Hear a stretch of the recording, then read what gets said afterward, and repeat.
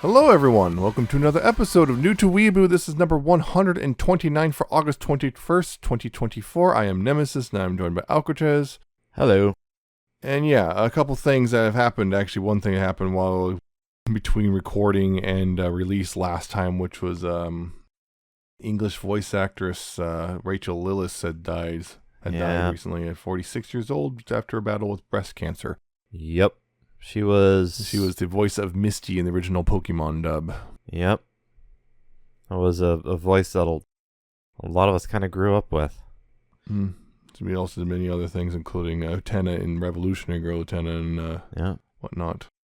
That's really sad. Yeah. That's one bit of sad news. Another bit of not so sad, but still not great news is the Madoka Magica movie has been delayed a whole year. A whole year? It was supposed to come out this season. Yeah, it's supposed to come out in winter 2024. Now it's been delayed to winter 2025. Yep. So, we got to wait some more for that. Yep. Yep. Beyond that, mostly I've just finally, I was able to watch more episodes of the VTuber anime we talked about last time, and I also finally started watching Shika Noko Noko Noko Koishitantan. I wish I had time. It is a very weird one, to say the least. I want to start watching that one. I just wish I had time. Yeah, so there's a couple other things I'm planning on watching with those. That's the ones I started on in the last week. Anyway, we're here to talk about something far older. Far older. Something as old as I am, actually. Yeah, it's just... The 1988 movie Akira. Akira. Yes, it is the seminal classic. It's a big one. It's Yeah. So yeah, it came out in 1988, and in the movie it shows Tokyo 1988 in the beginning, and then, blows up. Oh, well...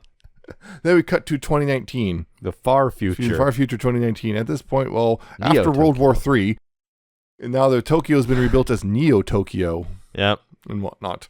So, yeah, there's, group of teenagers. As always. Yes. Young boys. Biker gang.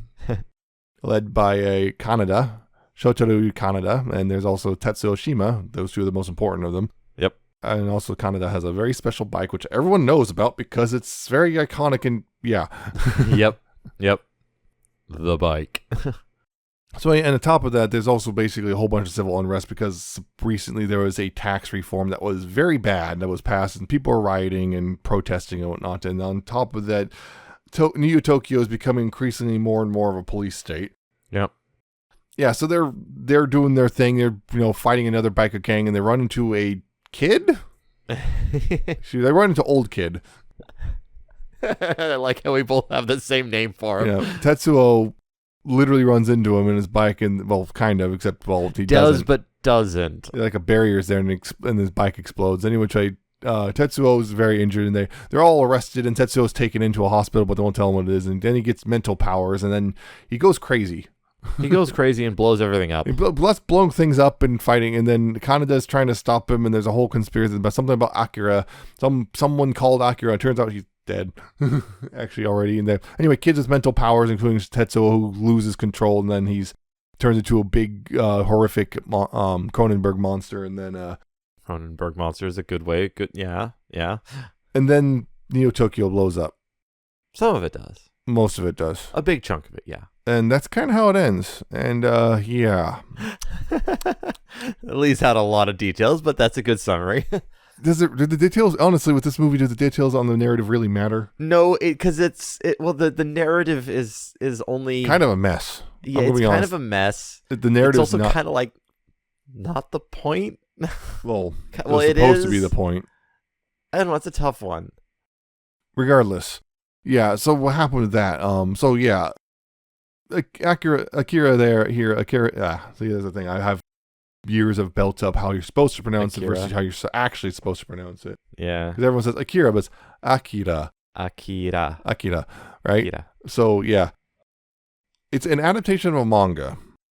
But the manga wasn't finished, and on top of that, the movie heavily condenses what was already there. And it shows. A lot of stuff is just glossed over, and there's also big changes for the movie and everything. So yeah, there's a lot of stuff glossed over and whatnot. And because of that, the narrative is difficult to follow. One of the big criticisms was if you aren't already familiar with the manga, you're going to be lost real quick. I can see it, but I'm also not 100% in agreement because I've never read the manga, but I don't feel like I was all that lost. Regardless, there's a lot of stuff that's like just really quickly glossed over, like, who are these kids? Why do they have mental powers? That's never explained. Why do they look like they're 90? Never explained. And so on and so forth. There's a lot of background stuff. They explain some things enough that you can at least get a grasp on things, but there's also a lot of just, Yep. Yeah. So yeah, the narrative though is, well, a lot of people will tell you, is not the reason you're watching Akira. That's not the reason. The reason is it is one of the most gorgeously animated movies to ever exist. Yes, that's what I was saying. It's not the point, because the point of you watching it is at this point, gorgeous. Like every shot is like it feels like the animators going above and beyond and basically just pushing their abilities to the limits. God, yeah. Like, it feels like that with every shot. Yeah, every shot. And then, it's like there's certain shots you'll go, wow, that's really cool. And then you see like the behind the scenes of how they did some of the shots, and it's just like, these people are geniuses. Yeah. You see some of that stuff. Oh man, I think there was one of them with like the tunnels, where they're coming up to the tunnels and they have this effect as they're coming into view and coming like around a corner, kind of over a hill, and everything's coming into view. And it's like, yeah, I saw behind the scenes on that, and it's just amazing how they did some of them. Yeah, and also you can see even little things like, a lot of animation. When someone talks, you see the mouth moving, and here you not just see the mouth moving, you see the whole face moving, and eyes crinkling, and stuff you'd actually see on a real person's face. Yeah, because let's be real, most people are fine with that because it's like someone's talking, right?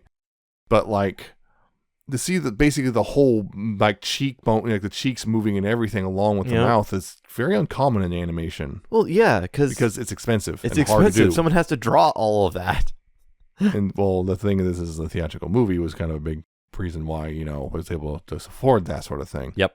Yeah, the big thing is the animation, because like every single shot you go, whoa. There's something in every shot that makes you go, whoa. Yeah, it's a spectacle. It's basically a beautiful movie. If you are into animation, if you want to be an animator, you have probably seen this movie or are about to see this movie. Yeah, it's like required viewing.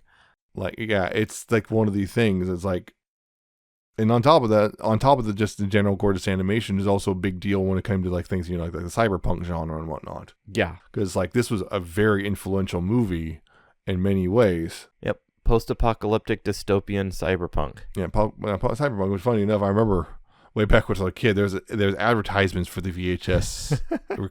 I remember the specific line because it was one of those, let's just read off, some blurbs from critiques, right?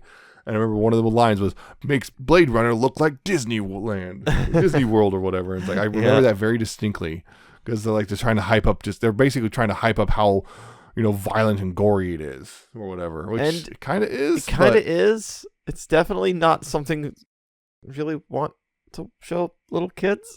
Here I am, a kid seeing a commercial about it. I know. It's like you watch it and go, that's a lot of blood and limbs missing, and one scene was someone lost their shirt. Yeah. Sorry, yeah. But this was the late 80s, so yeah. There's a whole thing, the whole thing at Tetsuo, like one of the big things, Kaneda is, the big shot, like, he's the cool guy he leads the biker gang. He's got a special custom bike, which only he can really knows how to ride and everything, and like, Tetsuo looks up to him, but also is kind of jealous of him because Tetsuo's got a bit of a chip on his shoulder about the fact he's always, Kaneda always has to come and save him and whatnot, and that kind of fuels his whole rampage. Yep. And he also has, I guess, a girlfriend, Kaori, who cares about him clearly, but she's actually really not that relevant, at least in this movie. It probably would not surprise me if she's way more relevant in the manga. Yeah, it feels like she has got a lot more character. Died not though. There. In the Cronenberg mess. Yeah. And like there's a whole thing with like, Kaneda meets Kei, who is part of resistance, revolutionary type of person. Right. And of course he just immediately starts, trying to hit on her and everything and not really succeeding, but maybe kind of did by the end. By the end, we know where he's actually, doing things, not just being, just some blowhard biker dork. Yeah, he can't. I guess he wound up appealing to her enough that at least she says something for him, I guess. Yeah. Yeah, there's also a whole thing where there's a colonel who's in charge of the whole security military thing, is Taisa. Big dude too. Shikishima Taisa. Big guy. Yep. Very serious. Big dude. And he's kind of somewhat of an antagonist, but not. And it's like who the antagonist is. They try and I mean, it's obvious. It's the big government bad guy, but yeah. Also, Akira and gang are they're they go boom, and we don't want that. So, but maybe we do. Maybe I don't know. Maybe going boom is a good thing. Yeah, so there's a whole thing there, because that's not the one thing about that part of it. Is okay, there's a whole thing where they establish, some sort of, they don't get into specifics, it's some sort of tax reform law passed, and it made everything worse. Yeah. I would suspect I would not be surprised. Oh, hey, guess what? All these rich people get tax cuts, and all the poor people don't. Yeah, because obviously things were bad beforehand. I mean, it's a dystopian future. Everything's kind of bad. Again, the whole thing, and then it just got Tokyo worse. I mean, it's Neo Tokyo that had to rebuild after World War III. Yeah, so they're trying to rebuild and reestablish civilization. They built the Neo Tokyo. There's still the idea of the old city you're not really supposed to go to, except they're building the new Olympic Stadium. It's 2020 Olympics. Funny. Tokyo Olympics in 2019. Well, 2020. Remember, their building wasn't ready, but for the 2020 Olympics. Yeah, it was for the 2020, and I was wanting to be the 2021 Olympics, but it kind of happened. That kind of Still kind of funny though that they actually predicted that. Yeah, close enough too. Yeah. But yeah, but that was built out in the old city, which was kind of, I'm assuming, the somewhat ruins from beforehand.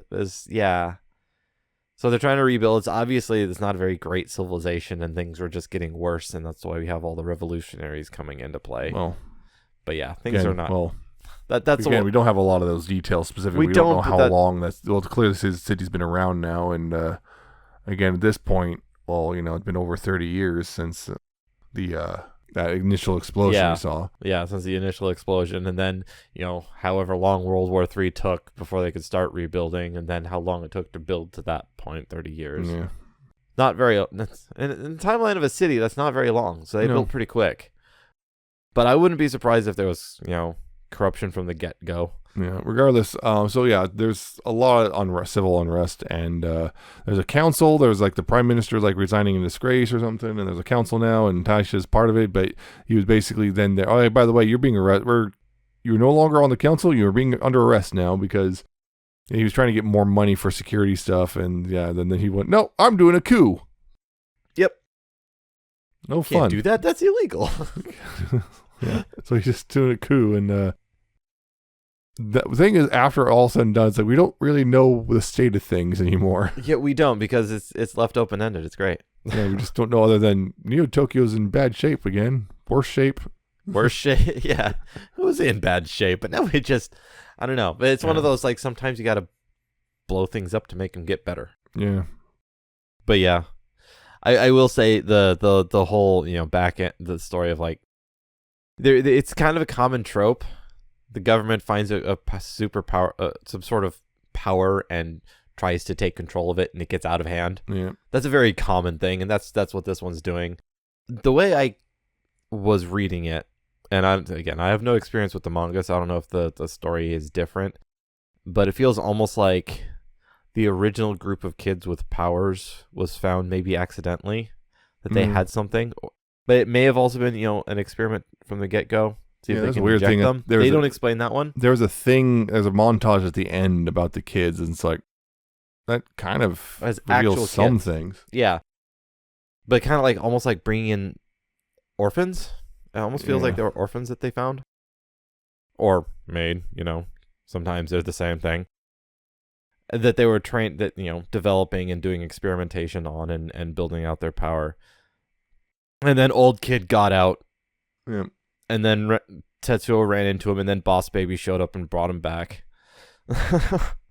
Yeah, so they just look old and green, and they don't really get into why. It's apparently might be a side effect of the powers. I don't know. So, yeah, I don't know. I don't have an experiments answer. or something, but we don't know. But for some reason, when Tetsuo got his power, he just kind of lost it, and he just was, I guess, possibly because he was too aggressive, or regardless, he just power developed rapidly, and then it went out. He couldn't control it anymore, and then he turned into a literal monster thing, and then died. Yeah. I'm thinking on that one. So with some of the conversations that they were having, the kids in Tetsuo are having, and also with Taisa and the doctor, I guess. There's part of their experiment. What I'm theorizing that one is like some part of their experiments and training and whatnot kept them as children-ish things, right? And also kept them from going completely crazy like Tetsuo did, because they were saying like, I'm not coming back. I don't want to be like them. Right. And they were saying like, you're going to screw things up if you keep doing this. And so it's like, I want to say there was some sort of process or thing that was going on that kept the three kids as kid-like things, old kids, that also kept them constrained and not destroying everything. And they were all afraid of awakening Akira. Yeah, Akira is like, they all knew, the three kids knew him. And like they found his body and like bits of his pieces. Like, hey, guess what? Tetsuo, the guy you're looking for, he's dead. He's dead. There's his pieces all cryogenically frozen. Yep. And then Akira reformed somehow after the kids did something. Yep. They used their mental powers. Yep. They reformed, and then that's when it all exploded. And then Akira went, "I'm back." Kaboom. And then they're all gone again. Yep. And it implied the kids may be dead now. Maybe. Again, we're not sure. Yeah, but that's the whole thing. There's a whole thing that Tetsuo and the kids may or may not be dead, but six is now send it to a higher plane or something. Well, they don't make it clear, and that's kind of, I guess, part of it. I understand that is also significantly different from where the manga went, because the manga was still going on after this movie release. Yeah, because that's a weird one. It's like, because the three kids decided to get together and help instead of running away, because the original plan, they were afraid, like, we'll get caught in it too. And I was like, well, maybe we can save this kid, though. And maybe if we all stick together. We can save Kaneda, right? Yeah, and then there's also the weird connection with Kay. Apparently, she also had maybe some the power, kids, like, or at least connection to power. I think they somehow, like, possessed her? Yeah. What's the implication there? Kyoko. Because at one point when Tetsuo, I was like, oh, it's you, kid, because he realizes Kay's, like, he accuses her of being the kids. Yeah, so Kyoko was, like, speaking through Kay for good chunks of it, but it almost felt like Kay was implied to have at least some sort of power herself, or some sort of connection to it, which is why they were always using her. Mm-hmm. So the three kids like used her to get Kaneda out of the explosion. Right. So it almost does feel like it's like some sort of higher plane thing going on. Yeah. And Kyoko also seemed to somewhat predict the futures a lot too. Yep. Again, all of this stuff is not cleared. Not explained. Yeah, it's also, I remember there's also a council member, Nezu, who he was a council member. He turns out he was also secretly helping the resistance revolutionary people as well. There's a whole other faction of people who are kind of going more into a religious cult thing too. Oh, yeah. Over Akira. And then it's one of those, hey, look, the revolutionists and the cultists have a common goal right now. Yep. And then, as the cultists show up, I was like, it's real, it's happening. And then, they just kind of get all killed too, because Tetsuo just destroys everything, not caring. Like, well, yeah, so your savior just killed all of you. Great job. Yeah, another thing was, Tetsuo getting the robot arm after his arm was blown off. Yep. And they used the satellite. Sol. So that was the other one. There was a big satellite called Sol, SOL. Yep. It's just a freaking ion cannon in orbit. Yep. Orbital ion cannon. Yeah. And they used it on him, and they blew off his arm, and then he rebuilt his arm, and then they tried to use him again, and then he just went up there and, jumped into space and blew it up. Yep. After, of course, as it was blowing up, he was firing multiple times. Yeah, I think he used his, robot arm and then interfaced with it and just started. No, he didn't have the robot arm yet. Yeah, well, he did some. Yeah, you could see it like kind of break it and it's sparking. So I'm assuming he like mentally reached in and started just messing with it. Yep. So it just starts blasting at the ground as it falls to the earth. Yep. Then he gets his robot arm, and then it starts connecting to the chair that he was in, and then it all goes. Bleh. Yep. That's when it goes horribly wrong. Yep. Wronger. Wronger. It was going wrong since day one. Yeah, and again, that's where we see again a lot of wild things. Like it turns into some weird, horrible baby thing too. If you notice, that was a thing. Was like, and also which is somewhat similar to what the little kids were doing earlier, where they like made those like the giant teddy bear in the car thing and whatnot to like. Yep, they're very do something with Tetsuo, scare him or something. I don't know. It was funny too because like he accidentally steps on the glass and makes his foot bleed, and they freak out and call him a jerk. Yeah, leave. it's like you're a jerk. Like, why are you the jerk? You're the one torturing me. Yeah, I don't know. It's an interesting thing, but yeah. Yeah, all this because Tetsuo just could not get over the fact that Kaneda kind of had to keep saving him. Yeah, because because we see. I was like, why you keep saving you? Because you keep jumping into these situations, you idiot. Because you keep needing me to. Yeah, of course we even got a little flashback of how they first met. So I see, because there's a whole thing. At first, kind of the two guys just fighting, and then he's like, "Oh crap, I'm in over my head. Help me, Kaneda." It's too late now. You're kind of being absorbed into the flesh bag. Yeah. Thing. It's like, what's he supposed to do at this point? What do you want from me? Yeah, but yeah, just go back to the animation though. It's just like there's a lot of like stuff like just them the racing around on the motorcycles and everything looked amazing. One thing that's just, again, I talked about it before, just them talking and the way they move and everything, it just looks so smooth and whatnot. And of course, the infamous slide, which almost every animator wants to do the slide in their own project at some point in some way, to the point of there are the entire compilation videos on YouTube of all the different versions of the Akira slide. Yep. There's a special entry on the Wikipedia page for Akira about the Akira slide. Yeah, it's so iconic. It's the thing. And there's a huge list of like dozens of things that have done it. I mean, like just a smattering of things. Batman, the animated series, did it. Gargoyles, Gurren Lagann, Teen Titans, Adventure Time. These are just some of the Western titles. Akudama Drive. I remember we saw. Yeah, I saw that one. Recent one we also brought up was Genjutsu no Yohane did it finally. Yep. I love Life. They gave her a motorcycle and it's like, yeah, Akira slide. And Carmen Sandiego, the Netflix version that came out recently. If you remember that, Ninjago. Ninjago.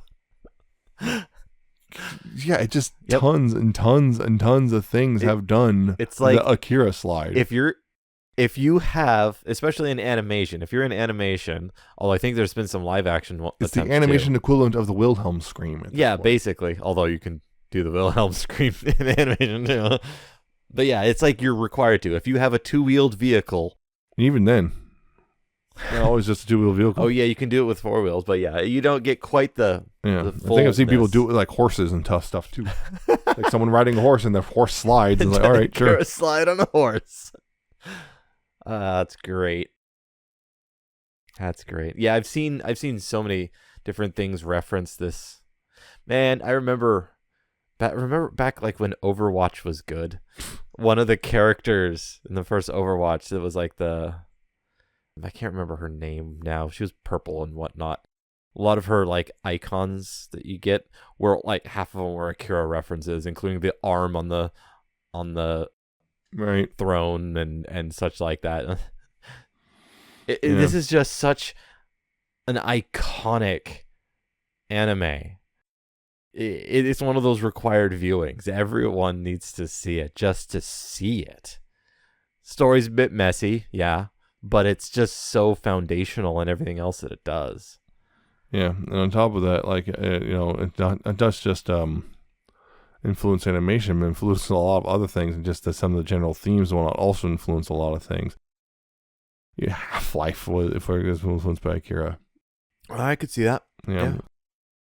Was it some later Star Wars stuff was influenced, and Godzilla, Spider-Man Into the Spider-Verse, and there's tons of stuff. I wonder how much influence, stuff like, I wouldn't be surprised if Matrix, when did the Matrix come out? 1999. 89? 1999. 99, yeah. I was going to say, 99, yeah. I wouldn't be surprised if they had watched and seen that. And well, yeah. We know the Wachowskis are nerds. No, of course. Yeah. Akira has artistic inspiration for the bullet time effect in the Matrix films. Yeah. So yeah, it's a big deal. That's just that one scene. So that's the thing. I kind of alluded to it last time, which was Akira is often used as a kind of a example of like, why does anime not look like this anymore? And then they compare it to some new TV series. Like, well, for one, Akira is a theatrical movie, and what you're comparing it to is a TV show. Budgets are very different. Those budgets are very different. If you want to be fair about this, you want to compare it to a new animated movie or compare an old TV show to a modern TV show. You'll be surprised to know that actually, in general, animation for TV has generally gotten better. Granted, yes, you can find plenty of examples of poor animation in modern shows, but you can find plenty of really, really bad animation back then too. Yeah, like one that was literally not animated. Just static pictures. Pretty much, because they kind of fired everyone involved in the animation, so they just kind of released. They just like, we can do it without them. Yeah. Good luck. So yeah, you kind of just got lots of keyframes and no in betweens. No in betweens. It looks like garbage. Yeah. Or stuff like that, or of course, constant animation errors. It's well known animation errors are just a constant thing. Yep. It's just how it is. Yep. Where people are, people are people. Humans make mistakes. Sometimes people just don't catch things. Yeah. Or sometimes there's like, we know it's there, but we can't do anything about it because the money's not there. Oh, that's another big one. Or we don't have time. Yeah, that's a big one. So many times I remember being in panels with some animators, even when it's modern computer animation, like Flash puppets. Mm-hmm. So many times the animators and stuff, like, they know there's mistakes, but it's like, I know there's a mistake there and I want to fix it, but this thing's got to go to render tonight. Yep. So I can't fix it. I know it's there. I know it's a problem. Yeah. And so, yeah, that's the thing, is I've seen there's a bit of a dispute about, the budget of Akira. The budget. Because, Akira was initially a moderate success at Japanese cinema. Moderate success, and since then it's become a cult classic and big success worldwide. Yeah. To the point of they even announced a remake that has not yet happened. 5 years later and still nothing. Yeah. But there's a bit of a dispute about it, because there's a lot of people claiming that at the time Akira was the single most expensive animation project he's ever done. There's a lot of disputes about that. Kind of some people claiming that actually its budget was actually roughly in line with most movies of the time, maybe a little high, but if anything, the large chunk of the reason it looks so good is simply because they're employing new techniques that no other animation studio is really doing. Regardless, it looks great. It looks amazing. I wouldn't surprise me if there was also that quote, some of that budget is not accounted. Some of them were working possibly in a not so paid manner in some ways. Yeah.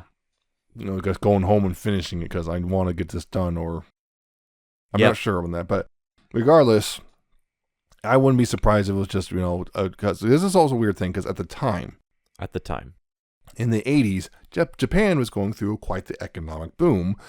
And there were suddenly a lot of very rich people in Japan.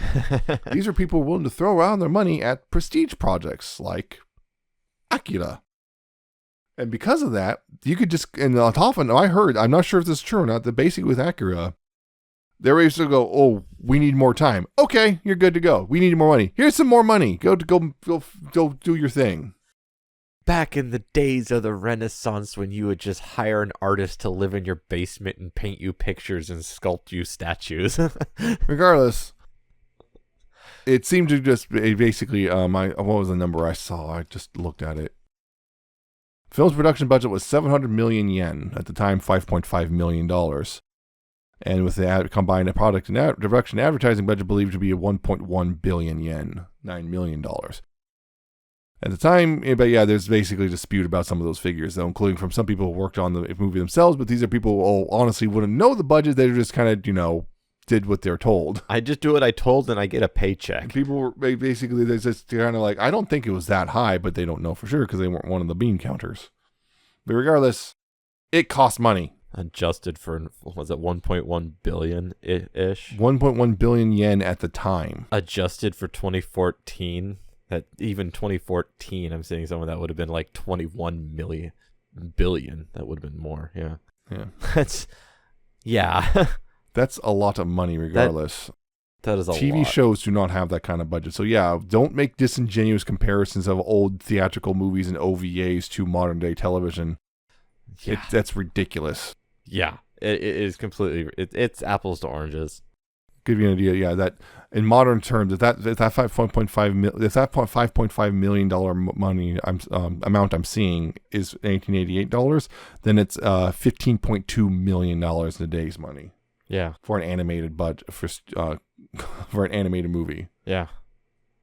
It's a lot. Especially again, also at the time, remember Japan, while going through an economic boom, still cost of living and everything is a bit lower in Japan and everything. So Yeah.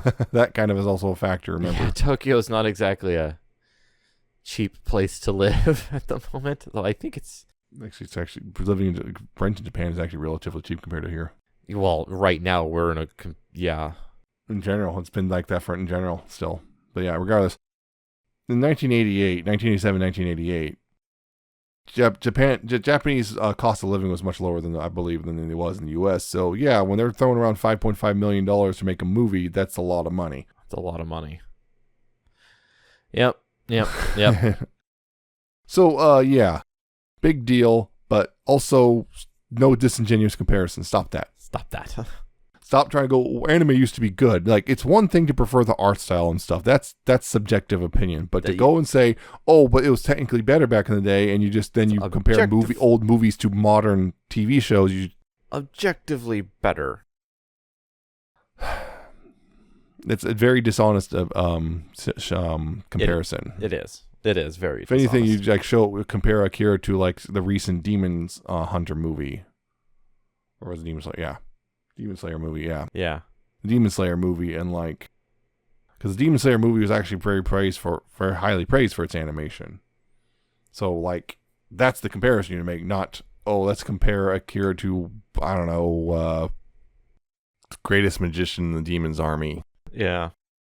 Yeah, and speaking of, let's say, who did this? Actually, the Tokyo Movie Shinsa did this. And the last thing they did was 2012 with the Lupin the Third and Doraemon. But they've done Conan, the Detective Conan stuff. Doraemon. Lupin the Third, Detective Conan, Doraemon. And that's the majority of their work, it looks like. Wow, they did Cyber 6? Wow. That was the Canada thing. Canada. Just like the character's name. Yeah. God, every time they say it's like, oh, Canada. Wrong Canada. Did Virtua Fighter movie. Okay. Sure. Okay. All right. It is interesting that the anime's name is Akira, who Akira, barely yeah. shows up. But then it starts to play like, so Akira is just the name of the movie, but the main character is Kaneda. But it really feels like the main character is actually Tetsuo. Yeah. But you're searching for Akira. Wow, they went all the way back to 1964.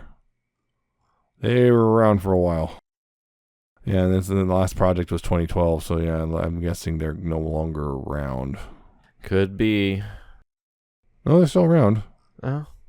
What have they touched? It looks like they just manage things now. It looks like they don't have an in-house. I'm not sure. Yeah, according to this, they're still around.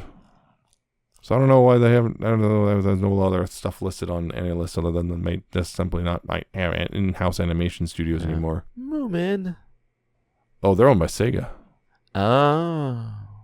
Well, it would like. explain like Lupin and stuff, I guess. I think that's. All right. Yep. I guess in the end, yeah, of course it's worth watching. Of course it's worth watching. If you're into animation, no, you're watching it. If you haven't already, I'd be surprised if you haven't. Or you're probably thinking about, oh man, I should rewatch that. You should. Now, from a narrative standpoint, it's honestly not the greatest from a narrative standpoint. I'm going to stand by that. I know that's apparently a bit of a divisive thing about the narrative, but I'm going to stand by the opinion that it's not that great narratively. Yeah, I would say narratively, to me, the biggest issue, the two biggest issues with the narrative are, one, it's a mess, and possibly due to the fact that it's trying to compress a whole bunch of stuff from an unfinished manga. I would say that is the primary reason. That is the primary reason. The other one, I would say, it kind of feels like it's trying to say a message, but I don't know what it is.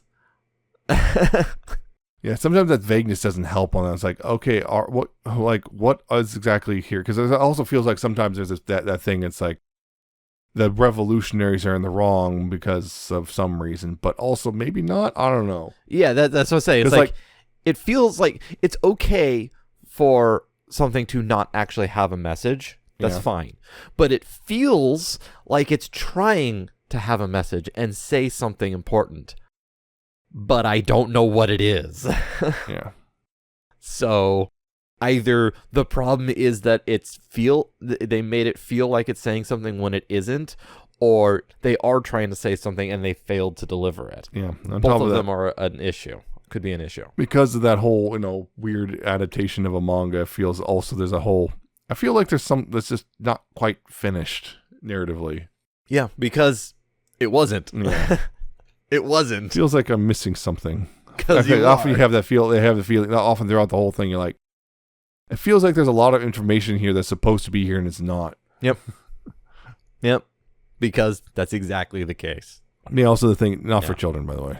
If you haven't figured it out. Yeah. If we have already said that before, definitely not for children. We haven't figured it out. Yeah, it's not great on that front. Don't show it to a child unless you want to really mess with the child. Yeah. Don't do that. Yeah. It's very much for adults. So, rated R for radical. Yeah. Yeah. Oh, yeah. I haven't even talked about that sound. It's good. Music's great. Oh, yeah. It's real well. Although there's funny, it's just, I was one bit of song music I realized they're just saying Kaneda and Tetsuo over and over again. It's like, all right. I mean, if it works, kind it of works, big right? old chanting, like kind of a chanty way. It's like, okay. I guess we're doing that way. Okay, but absolutely deserves its masterpiece status. Yeah. Just not for its narrative. Not for its narrative, but it is legendary. For like everything else. It is a legendary visual spectacle that needs to be watched. I would say for everything else in general, the visual part being part of it, but yeah, just also not just the animation, but the general design of everything looks fantastic. That bike is so amazingly well done. This is like, people want that bike to be real. Yeah, it's kind of tough to do. And people have made things that looks very similar to that bike and in other things. Yeah, so. Yep. I loved how they had like on the bike all those stickers. the decals of actual companies. Yeah, there's all sorts of actual companies in the background. So that's like you see Coca-Cola in the background and whatnot. And I love it, like the big showy logo on the bike that they put there. Canon. Yeah, and Canon, the actual Canon logo. Yeah. Just like a race bike with all the sponsors. Difficult drive, just like a real race bike. Yep. So I guess that's it for this one. If you enjoyed what you heard, you can listen to other episodes at newtoweeboo.libsyn.com, spelled Libsyn. You can subscribe to the RSS feed there, and also you can find us at the various podcast places like Apple Podcasts, Spotify, and YouTube, and Amazon. You can find us at all those and subscribe via those things and whatnot. So there's that. You can also contact us via email, newtoweeboo@gmail.com, if you have questions or comments or anime recommendations, what have you. Or you can follow us on our various social media. You can find that all listed at newtoweeboo.libsyn.com/contact, and we'll all be there, so you can pick which ones you like to follow. Join us next time. We're going back to our regular schedule again. Next time we'll be talking about Jellyfish Can't Swim in the Night. Something I've been wanting to talk about for a while, because it's one of those anime. There's a lot of things you can talk about. Yeah, I've heard bits and pieces. I think I've seen like one or two clips, but I know I need to watch the rest. There's definitely a couple things you can talk about from that one. I've been wanting to talk about it and just kept getting pushed back until now. By September by the time we talk about it. So hey, doing it. We're doing it though. I just want to get it done. So see you next time, as August comes to a close and everything. And yep. Fall will be coming soon. Fall approaches. Like it or not. Which will bring new anime with it as well. Yep. So we shall see you in a couple weeks. Enjoy yourselves and enjoy your anime, and goodbye. See ya.